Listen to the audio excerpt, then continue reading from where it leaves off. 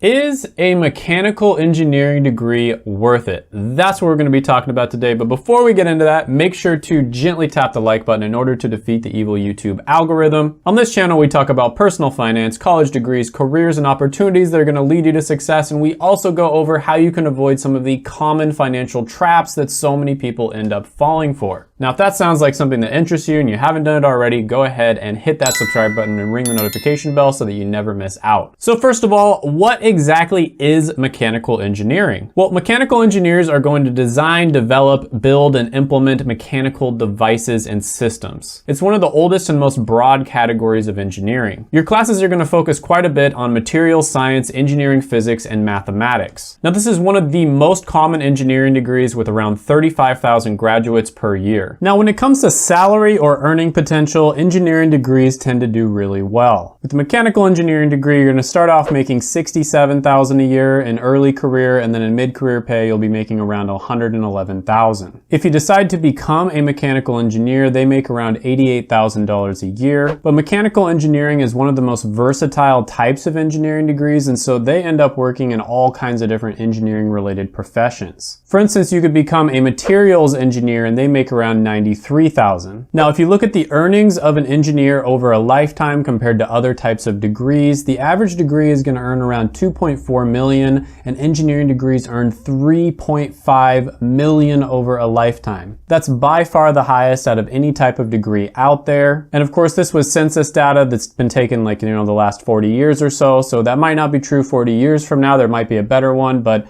right now, engineering is the best. And the best thing about engineering degrees in general is that they're very well respected. So even if you don't end up working as an engineer, there's tons of different career paths you could potentially go down. It's because owners and hiring managers respect engineering degrees so much that a lot of the time they'll just hire someone purely because they think they're really smart and hardworking. And so there's so many different career paths that you can go down, and the salary is going to be really good in a lot of them. On top of that, engineering degrees tend to become entrepreneurs where they have a chance of making much more than any salaried 9-to-5 career. And I'll talk about that a little more later. Overall, I'm going to give this one a score of 9.5 out of 10. Now, when it comes to satisfaction, I always talk about job satisfaction as well as meaning. Job satisfaction is how much you enjoy doing your job on a day-to-day basis, and then meaning is how much you think your job positively impacts the world. Now, when it comes to the meaning score, it's around 51% for mechanical engineering graduates, which is pretty average. And when you look at a specific career like a mechanical engineer, you'll see that it's around 53% for the meaning score, which again,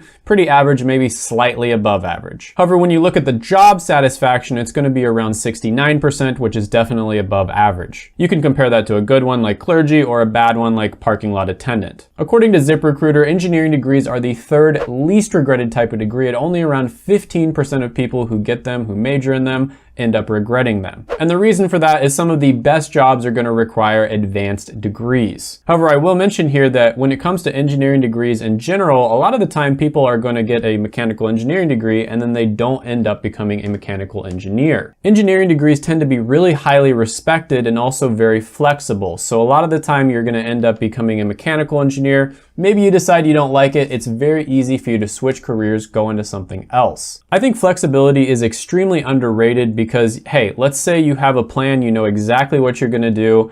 I would say 95% of the time, even if you have a good plan, things are going to end up changing. And so flexibility is almost like a safety blanket for you in case your plan ends up not working out, you still have something to fall back on. With that being said, satisfaction is extremely subjective. It could depend on all kinds of different things, from the industry you work in, the business you work for, the people you work around, the area of the country you're in, the company you're working for. All kinds of different things can basically have a huge effect on your quality of life as well as your job satisfaction and your meaning. So this is the most subjective section by far. It could be 1 out of 10 for one person and 10 out of 10 for another one. But overall, I have to be as objective as possible here and look at the statistics as well as my research. I'm going to give this one a 7.5 out of 10 when it comes to satisfaction. Next, we're going to be talking about demand, and this is all about how much the market is currently at this time in history wanting some of the skills that you are going to learn with your particular degree. So this one is all about supply and demand. So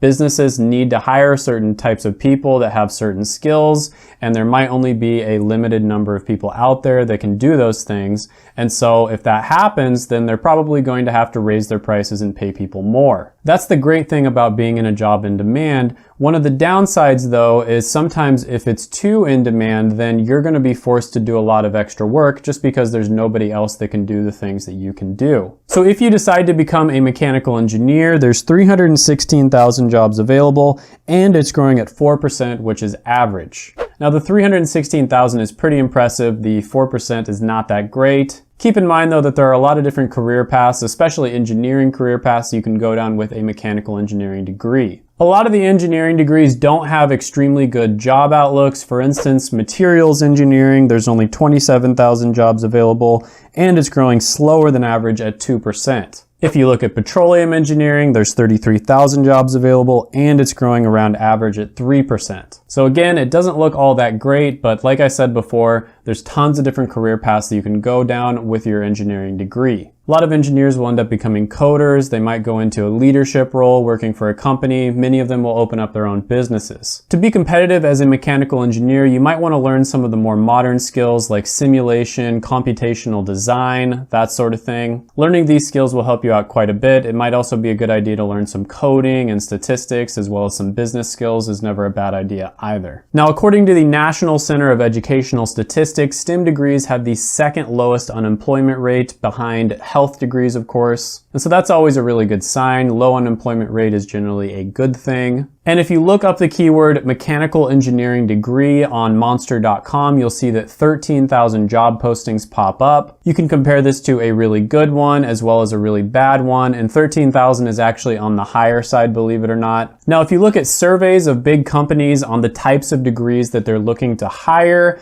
engineering degrees come in at number one, even more than business degrees. So even though they may not be actively posting a ton of job listings for engineering degrees specifically, if you apply to a job, you have a much better chance of getting an interview and likely getting hired. So overall, I'm gonna go ahead and give this one a 9 out of 10. Next, we're gonna be talking about X factors, and this is anything that we didn't go over before but still important. So for instance, I like to focus on skills, flexibility, how easily automated or outsourced something is. Now, one thing I like to look at is how much you end up earning over a lifetime with a degree, and engineering degrees in general are going to earn a lot more than your average major. So all majors and all different occupations earn around 2.4 million over a lifetime, and engineering degrees earn on average around 3.5. But it doesn't stop there, because we already knew the engineering degrees and the careers you end up going down tend to pay pretty well. The amazing thing here is that it pretty much doesn't matter what career path you go down, you're going to be making well above average. So for instance, if you become an engineer, you'll make around 3.6 over a lifetime, and if you get into computer and math, it'll be 3.7. Management, you're going to see 4.1. And even if you go all the way down to something like community and legal service, which generally is only going to make around 1.8 over a lifetime, you'll see that with an engineering degree, you make 3.2 million. Pretty much across the board, no matter what career path you end up going down, you're gonna make really good money with an engineering degree. Now, you can argue why this is. It could be correlation, causation. It could be that people who are smart tend to go into engineering, and so they're tend to do better. Nobody really knows. I don't know either. My best guess is that it has a little bit to do with both. But with that being said, when it comes to the skills you learn as a mechanical engineer, according to ZipRecruiter, it's going to rank around 77 out of 100, which is very, very good. You can compare this to the best skill on the list, which is software engineering, or the worst one, which is industrial sewing. And you'll see here that people who have the skill set of mechanical engineering are going to be very valuable to different companies. Now, this doesn't necessarily mean that if you get a different degree, you're not going to have a valuable skill set. Value is extremely subjective. All I'm saying is that people on the open market, to business owners and hiring managers, how much value they have to those companies in terms of those companies giving them money to perform a service for them. So for instance, industrial sewing might have been the most valuable skill you could know 100 years ago, but right now it's not. Now, I also like to look at the likelihood of automation, which is extremely low for mechanical engineering, only about 1.1%. And you can see that with all different types of engineering degrees, the skills that you learn as an engineer are very, very unlikely to be automated. First of all, you have to learn how to communicate with other human beings. Robots are very unlikely to do that. Second of all, when it comes to problem solving, there's a lot of feedback that is involved. So, you've got a problem, you have a solution, or you think you came up with a solution, somebody else puts their input in there, and then you have to put your input in there. It's very unlikely that a robot will ever be able to do that. On top of that, a lot of the time you're going to be working with your hands and, seeing problems, diagnosing those problems, and then fixing them. Again, something very unlikely for a robot to be able to do. Fine motor skills, things that you can do with your hands, very difficult to program a robot to do that repeatedly. On top of that, the question of whether this career will be outsourced. Now, one comment I get a lot of the time on my videos is engineering degrees are not as valuable in some other countries. So for instance, India. And the reason for this is because they're pretty much oversaturated. Everyone goes to college to become an engineer. Now, it's possible that that could happen here in the US, but highly unlikely in my opinion. Engineering has been around for a long time and it's not as good as it used to be, but it definitely hasn't gotten saturated. So in terms of being outsourced, I think that's highly unlikely because a lot of the time the projects you're going to be working on, you'll have to be there in person. I don't think it's something that you could do over Zoom. Now, I've talked about this before, but engineering degrees tend to create more millionaires than any other type of major. And I think it has more to do with the fact that engineering is a great prerequisite for you to start your own business. Sure, engineering salaries are high, and if you learn personal finance skills, you start investing at a young age, you could become a millionaire in a few decades. But if you want to get rich fast, as most people on YouTube want to, then you're gonna have to start your own business. And in my opinion, because of the fact that engineering is pretty much just practical problem solving, it's one of the best prerequisites to becoming an entrepreneur because entrepreneurship is all about solving people's problems. And you're gonna be on the cutting edge of whatever industry you're in. You might even be designing some of the newest products. And so you're gonna see big opportunities open up. So after getting a few years of experience and learning valuable skills, it's very likely you're gonna see an opportunity and you're gonna be able to jump on it. And I think it's much easier to teach an engineer business skills than to teach a business person engineering skills. And out of all the different types of engineering degrees, mechanical has gotta be one of the most flexible. You can go into tons of different career paths and different industries with this type of degree. However, I will say, and this is something that's worth talking about because a lot of people don't mention this, engineering degrees are very difficult. I lived in a scholarship hall with 50 guys and I probably had maybe 10 engineers in the hall, and they would basically be studying all the time. Especially during finals week, like they would be studying all the time. You'd see them with like black rings around their eyes, and then the business majors would just be partying all the time, okay? So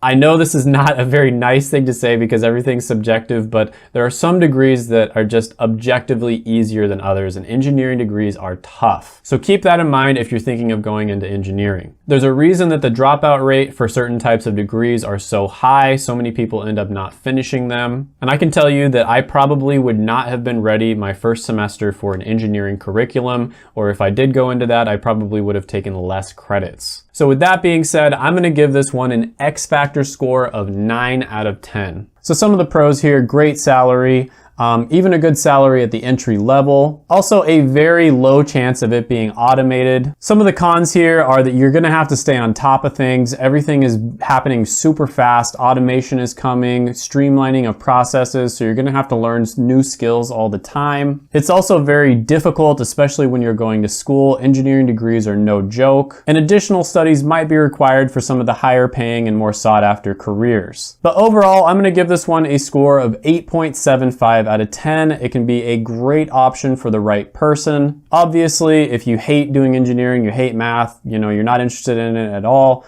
don't go down this career path just because I say it's good or just because the pay is good. Make sure you do something that you're interested in and it's also somewhat practical so you're not wasting your time and your money. And if you haven't done it already, go ahead and gently tap the like button in order to defeat the evil YouTube algorithm. Hit that subscribe button, ring the notification bell, comment down below any thoughts, comments, criticisms, etc. that you have on the video. Sharing the video really helps a lot. That'd be awesome if you share it with your friends.